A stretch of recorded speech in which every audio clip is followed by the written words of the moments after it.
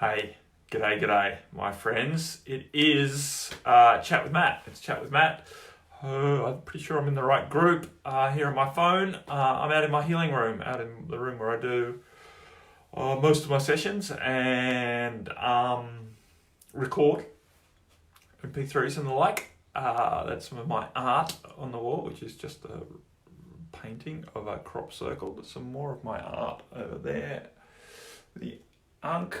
And there's outside a beautiful view, the strawberry bed and the woodshed, and that's my little table and where I sit on the floor down there, and paper and shit everywhere, and I'm at my little desk here with my laptop. There you go, you know exactly what's going on. And over there is my massage table and some towels and whatnot, which I use when, on the rare occasions, I have real people here in my real space and actually do the work hands-on, which I enjoy a lot. But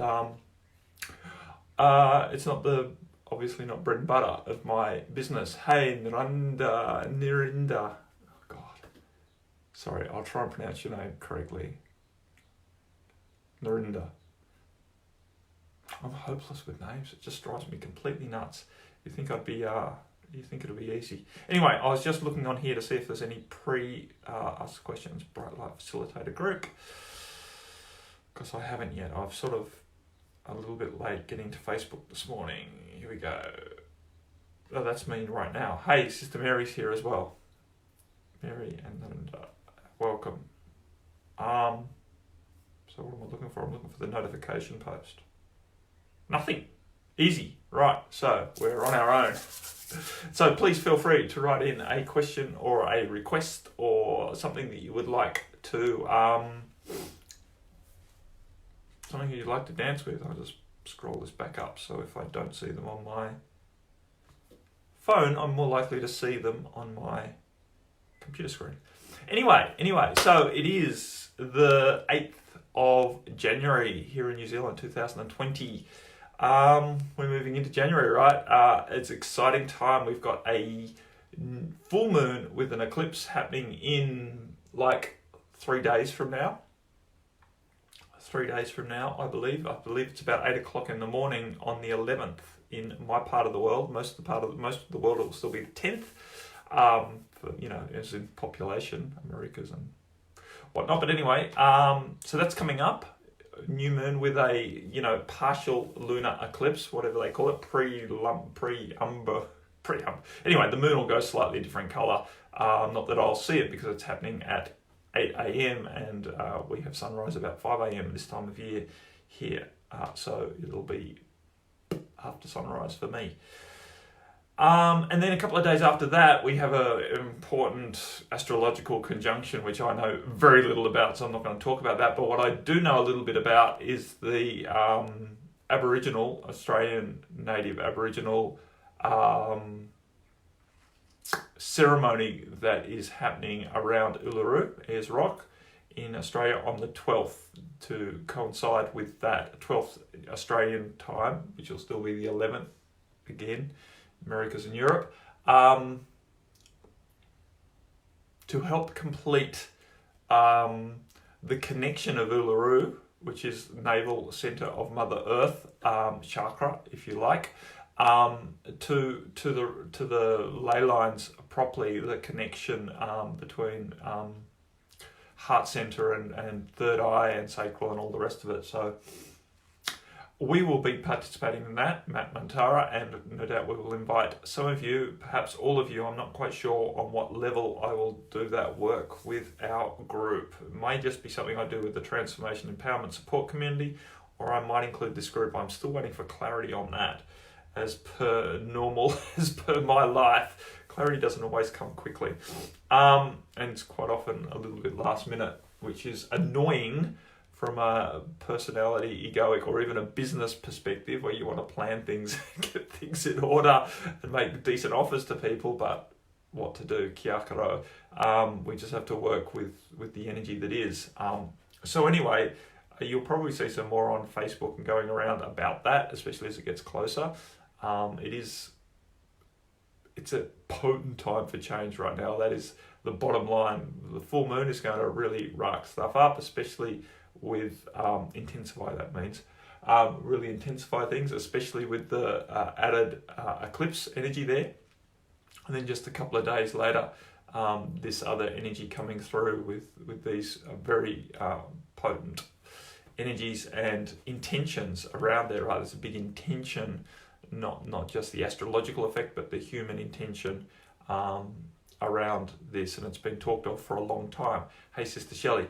So that's that, and it's exciting, and yet at the same time, it's been rather uncomfortable the last few days for me, all week really, all year. It's been uncomfortable all year, let's put it that way. Intermixed with excitement, but a lot of discomfort around not having clarity to get things done, and I've had a lot personally. I've had a lot of distraction energy in my space, which is not necessarily bad. Like, I'm labeling it as a distraction from my mental perspective. Hey, brother Bart. But, I'm fixing cars for my kids and stuff like that. That's important. And I'm working in our other business with the yoga school and stuff, getting stuff in place. But it seems that I'm really struggling to get some stuff done that I quote unquote want to get done here in my facilitation services. But at the same time, I also recognize that every night I'm getting completely wiped out. And there is a huge amount of internal shifting going on energetically and emotionally. And so sometimes, of course, most of the time, everything's working out in the perfect way. And right now is not actually my best time to be completing and getting some stuff done that I want to, quote unquote, want to get done, right? I've got some projects on the boil that are not on the boil. They've been put on to simmer, and actually I've walked away from the stove, and I know, and it feels like that's not appropriate from a mental perspective, which is worried about running a business and earning money and all the rest of it that has to happen, right? But at the same time, I'll get to that, Narendra. Narinder is probably a better way of pronouncing that. I'll try.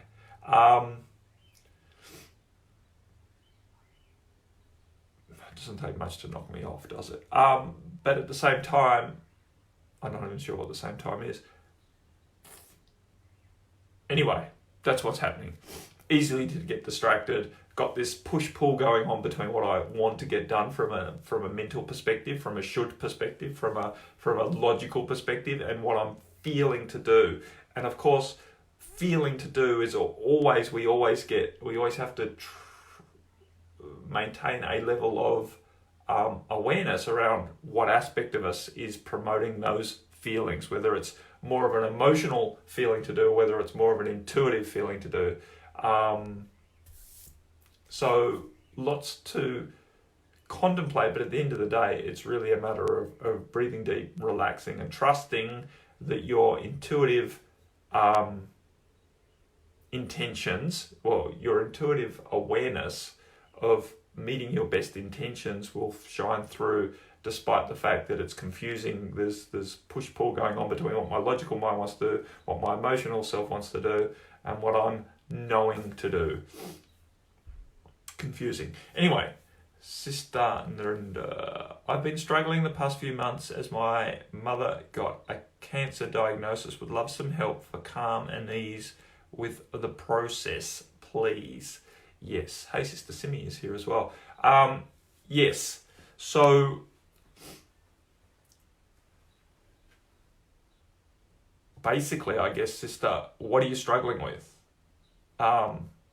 What's up for you? Is it the fear of losing your mother, or is it the struggle with dealing with helping your mother through her process? Ultimately, what has to happen first before to find the calm and the ease, because obviously you don't have calm and ease right now, you're struggling, is to understand why you are struggling, what is provoking the level of fear. What do you feel is quote unquote wrong here? What's not working? I understand, right? As soon as you mentioned cancer, most people go into stress. But ultimately, Yes, so fear of what? Fear of your mum dying and not having your mum with you anymore, or fear of the way that she's dying, or fear of that you can't cope with supporting her adequately through that process. What is under what is the fear? What are you scared of? Your own ability to cope, or cope with either the grief or cope with the process.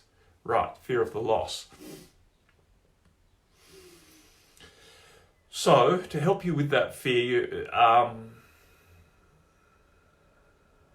because the point is, you can't help your mother heal if you're scared of losing her.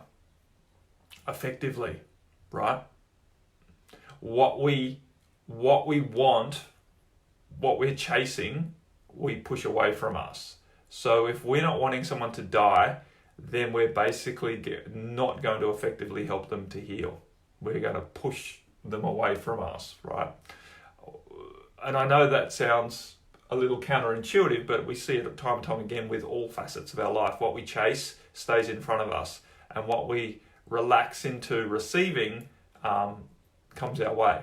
So your job is to advocate for your mother's health and longevity from a space of trust, not from a space of fearing her loss. At some stage, your mother is going to die, as are you and me and everyone else here, right? None of us are immortal. You have to, what is going to help you is to remember that you have coped with losing a parent in most incarnations, right? You have coped with losing a parent. You have coped with losing children, and you have coped with losing your parents many, many times. Very rarely do we get to die first before our children and our parents. It has happened, of course, when we have died as a child. But ultimately, us as a being has coped with this loss of people on a human plane many, many times. You have had quite a few at least, human lives, sister. You're not a completely new being here on this planet, and so you have dealt with this human level of loss before, and you will deal with it again. And so the point is even though our society trains us to believe that this is a really big thing, and I'm not trying to downplay it and say it's not a really big thing, but trust that if you maintain an empowered attitude towards this process, that you will find a level of confidence in yourself which will help you make or progress through this process in the most empowered way, in the most helpful way, in a way that really supports your mother in either way, in her healing or in her departure, in her transition, depending on which way this goes. And I'm not here to try and predict that, right? The point is for you to embody and radiate the light that you are, the love that you are, in a way that helps your mother have the best outcome here, whether that is healing or whether that is departure, and in whatever time frame that best serves her. This is her journey, right? Her health crisis is her journey. And so allow yourself to disengage from making it all about your own loss, and really allow yourself to find a foundation in the fact that you are here as a facilitator, right? You are here as someone who's shining the light into this situation.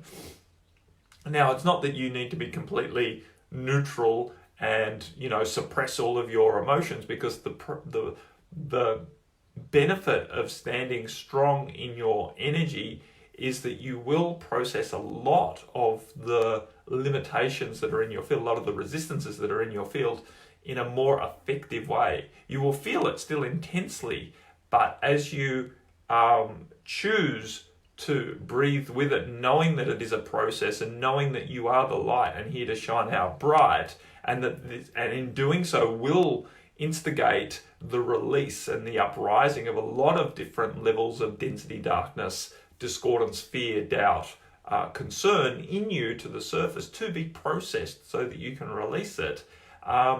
You can go through that process in a far more empowered and effective way and have a great outcome for yourself, a real sense of freedom in how you can interact with the world, because you have a deeper confidence in who you are and your ability to cope with these situations that are very challenging, very uncomfortable, but a part of the human condition, right? A very, very fundamental part of being here in human form is to cope with the loss of other human forms that we have grown quite attached to. And there is nothing wrong with that attachment, but when the time comes, we can go through the process of grieving or the process of worrying and supporting others in transitions in a far more empowered way when we remember that this is not a victim situation, right? This is not a wrongness. There's nothing wrong happening here. This is a normal part of the human condition of living, and we have all had to deal with it in every incarnation, and we will continue to, on this plane, in this form, deal with this situation, people departing and getting sick or having accidents and all of that. Now, of course, we can look at the current medical system and all the rest of it and point fingers at a lot of things that are not so good. We can look at the current health of our population and realize that that's not fantastic either. And a lot of the maladies, including cancer, that are so prevalent today need not be so. And so that is, difficult. And, I've had a couple of conversations lately about the fires in Australia and all the rest of it. It's a similar idea. This, quote unquote, shouldn't be happening, but it is. Now, how do we balance acceptance around that without going into apathy around that? What do we do about it in an empowered way? How do we,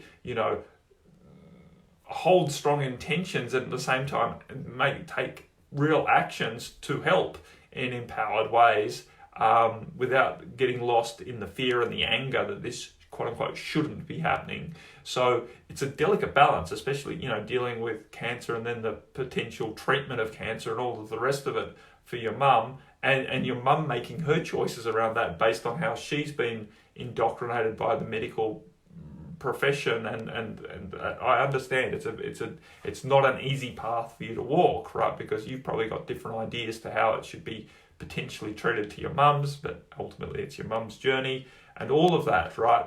Your job is to advocate for the best outcome for your mum while still having allowance for how she is making her choices to move through it, right? To be supportive without getting judgmental or contracted, stressed around choices that she's making and the potential fallout from those choices, right?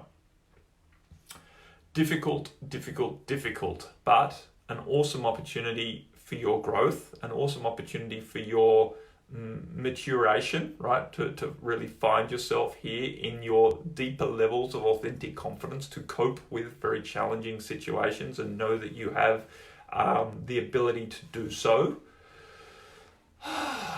So what's really important, sister, is to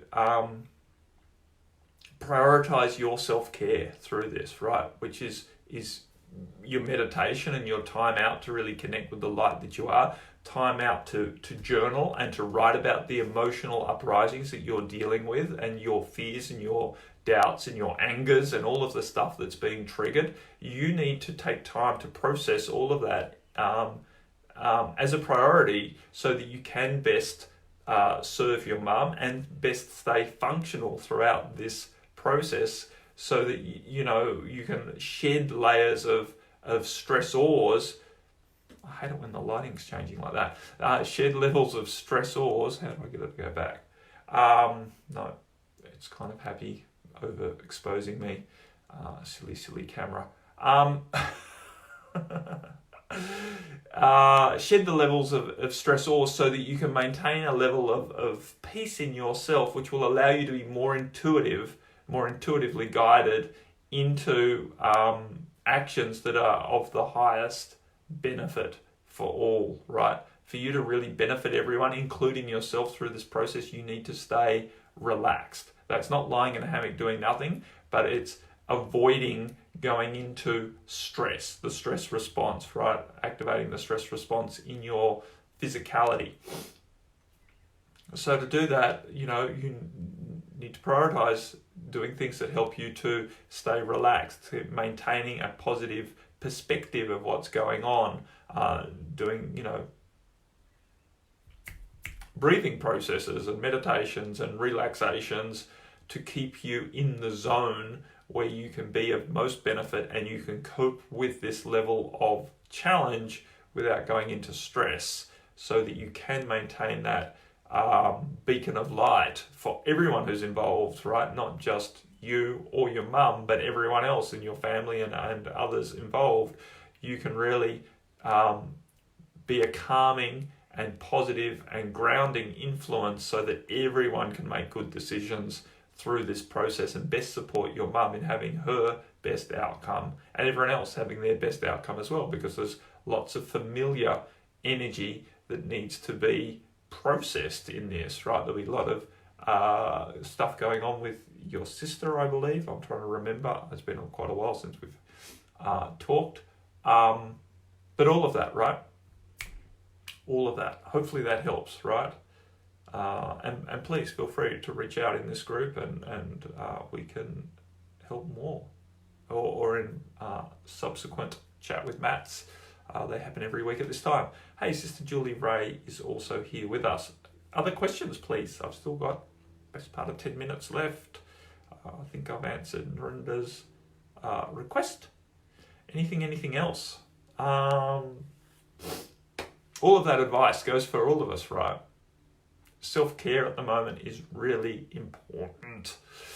I don't like to use the word important because it comes with a layer of stress that is not very helpful, but it's really beneficial for us to prioritize maintaining our intentions around looking after ourselves and our alignment with the light. I consider all of us in this group facilitators. You don't have to be working as a healer or a coach or a whatever service provider to be a facilitator. Anyone who's choosing to stay aligned with the light and to allow that light to shine out around them so that they help other people change as well. You're facilitating the improvement of our society, and that's what's really, really exciting. That's what's really important, and that's what this group is all about for us as in Matt Mantara, to be able to support you and inspire you into doing a better job of that, right? Into allowing yourself to be more and more present, grounded, and seen as someone of the light on this planet, because that's what this planet needs right now. That's what our society needs right now. We need more and more people rising up in their authentic confidence, shining the light, not necessarily needing to stand on a soapbox, not necessarily needing to earn money as a facilitator or a coach or a channel or anything like that, but just to live their life in alignment with the light in a very natural and authentic way, because that will inspire others to do the same. And that is the grassroots movement that we need in our societies to actually inspire the most effective change on this planet, for people to get out of fear so that they are no longer controlled by the dark influences and start to make their choices more intuitively rather than based on how they've been programmed. We don't necessarily need to teach people that, we show them that. And that's what you are here to do. And as I was saying, it doesn't, don't get stressed about that. It's about being naturally joyful and aligned with yourself, in yourself, more visibly. And of course, there is a process of fear to move through around that. How do we attract, this is from Stacey, how do we attract vibrationally higher friends? We seem to be attracting people who need help, or those wrapped up in, I'm going to read it down here, wrapped up in 3D news drama. Yeah, so obviously, well, maybe not obviously, many of us in this group, Stacey, this is a great point, many of us in this group have vowed to be helpful, right? We love being helpful, and thus we keep attracting people who need help, which is fine and great, but we need to balance that, as you said, by attracting more allies, more comrades, more cohorts who are vibrating at either similar level to us or even a little bit higher than us to help sustain us and pull us up, right? So it's important to hold intention around doing that. And first and foremost, it's not to make it wrong that you're attracting people who need help, but at the same time, not to throw yourself under the bus trying to help them, right? It's important that we have boundaries around how we help others and not to get into sacrificial mode, thinking that if we keep sacrificing ourselves, then we'll be rewarded by some higher power. Because from my own experience, that doesn't happen. And I've watched a lot of people try as well. Many of my clients, of course, fall into this habit, right?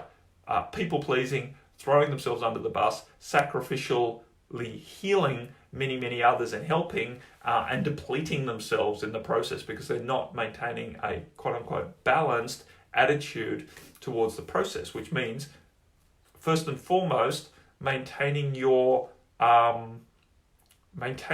self-care, as I was talking about before, doing your breathing, doing your meditation, doing your art or your journaling or whatever it is that really keeps you aligned with your light. Because when you take time out, when you invest time in doing that, it lifts your level of self-worth that you are radiating. If you're not willing to do that, if you're too busy helping others or attending to what you think is required to you from the society, right, trying to survive, for example, then you are going to more than likely attract people who will take from you. You need to first and foremost invest time in giving to yourself so that you attract people who are willing to support you in doing that, right? Because if you're willing to do it for yourself, then you're more likely to attract people who also do it for themselves, and thus they don't need your energy, and you're going to support each other in that process, right? You're going to inspire each other to take better care of yourselves, and thus the relationship, the friendship that you form around that will be of much higher vibration and much more effective in supporting you both, right? Because relationships go both ways in moving forward. And at the same time, it's not wrong to attract some people who need your help, because that also helps you to feel very purposeful in who you are on the planet, and to help others is great as long as you're doing it in an empowered way and not in a sacrificial way. Now, understand that you can't tell the difference between sacrificial and empowered just by looking from the outside, right? Because sometimes you can be running around very busy helping someone, but you're in such a level of joy in doing it that you're not actually sacrificing yourself at all. But many others might look at you and go, oh wow, you're sacrificing yourself by doing all of that. Only you can tell the energy that's inside of you. And other people might look like they're not sacrificing themselves, but they are, just in their internal attitude towards how they are doing it. It might look like they're holding strong boundaries, but they're doing it in a disempowered way and a sacrificial way energetically. So it's about energetically choosing rather than externally making it look like you're not sacrificing yourself or making it look like you're holding strong boundaries. Does that make sense? So first and foremost, it's to align with yourself and spend time investing in yourself. And secondly, it's about choosing in your self-care to intentionally ask that you attract people who are of a higher vibration and who are going to be able to support you and commune with you in an empowered way. So for me, that looks like breathing in to my solar plexus and allowing myself to fill with light. And as I breathe out, not only am I allowing that light to wash out through me in a way that's very self-healing for myself and purifying and uplifting, but it's also I'm sending that light out like tentacles out through the cosmos to attract, to connect with and attract people who are of a similar vibration to me, right? Whether they be my best clients or whether they be allies and cohorts and collaborators, it doesn't really matter. I'm choosing to bring all of those people into me, or they might even be higher, right? And be a mentor or someone who's going to help me in other ways, who is actually vibrating higher than me, but is aligned with me, right? So I'm choosing to do that daily, more than daily, consistently. So when my phone's up here, when my phone beeps and tells me to stop and take 2 breaths, which it does every half an hour, part of that process is to remember that I am consciously radiating my light out around me in order to attract best situations to me. Best situations include new alliances with people who I'm going to enjoy aligning with. Yep. Awesome, Stacey. Thanks for that question. Great question. I think we've just about done chat with Matt for today. And I believe this is probably the first chat with Matt, right, for the year, because I don't know if I did it last Wednesday, because it would have been the first. So, welcome to 2020, my friends. Welcome to this group. If you are new and you're catching this either live or in replay, we're here to serve you, right? We're here to inspire you all to be aligned with your own light and to really allow it to radiate out around you so that you can be a facilitator here on this planet, right? A facilitator of light here on this planet. And don't freak out. Yeah, it's all going to work. It's all going to work for all of us. This, there's a lot of hype around this year being an awesome year, and it will be, but I don't believe this year is going to be particularly comfortable. So what I want to remind you all of is don't make yourself wrong if you're still quote unquote struggling with the level of intensity that this year will bring, because I don't believe this is going to be a particularly comfortable year, right? But I do believe it's going to be a very, very awesomely transformational year. So how much benefit you get from this year is completely up to you as to how much you can stay relaxed through your process of change. Because if you start freaking out and contracting around wanting to control this process and have outcomes that your mind wants, you are going to get dragged through it, kicking and screaming and in not a very empowered way, right?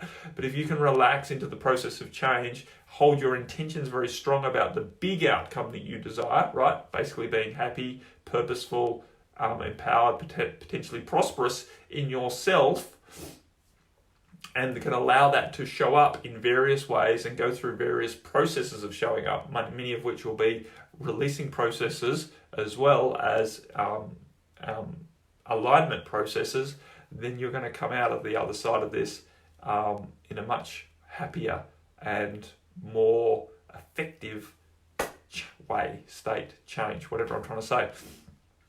Anyway, my friends, that's probably enough for now. As I said, this group is here for you. Please feel free to post into it. There's no restrictions on that. Of course, if you start posting rubbish about, buy this or buy that, you will be removed.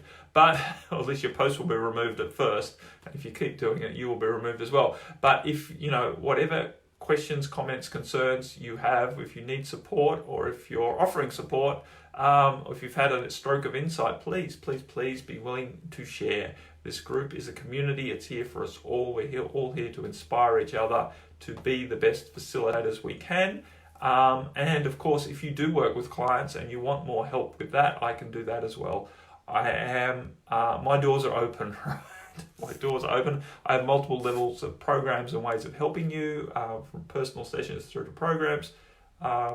Reach out, right? Send me a direct message or put a post on or whatever.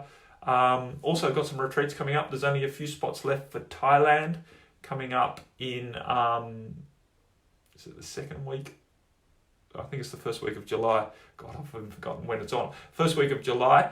And then Bali, we've got spaces for first week of September. If you're interested in either of those, reach out as well. Come on retreat with us. Okay, my friends. Bye for now.